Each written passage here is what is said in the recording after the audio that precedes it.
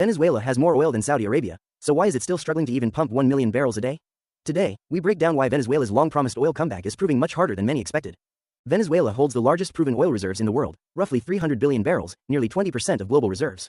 In theory, this country should be an energy superpower, but in reality, its production today is tiny compared to what it could be. In the late 1990s, Venezuela produced over 3 million barrels per day. But decades of corruption, political control of the oil sector, underinvestment, and US sanctions collapsed output to around 1.1 million barrels per day, a fraction of its former strength. Much of the infrastructure, refineries, pipelines, storage tanks, has deteriorated badly. Some refineries operate at less than 1/5 of capacity, and many wells simply aren't ready to pump at scale. Experts say reviving Venezuela's oil industry could take more than a decade and require over $100 billion in investment just to return to past production levels. That means rebuilding facilities, rehiring skilled engineers, and restoring decades of neglected equipment. Recently, Venezuela passed new hydrocarbons laws aimed at attracting foreign investors. The government is cutting taxes, allowing private participation, and easing state control. The goal is to bring global oil companies back, but investors remain skeptical due to legal uncertainty, weak institutions, and fears that policies could change again.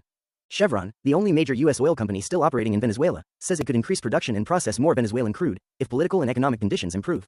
But even Chevron warns stability is critical before making long-term investments. U.S. President Donald Trump has pointed to Venezuela's oil as part of a broader global energy strategy, suggesting countries like India could use Venezuelan supply to reduce dependence on Iran or Russia.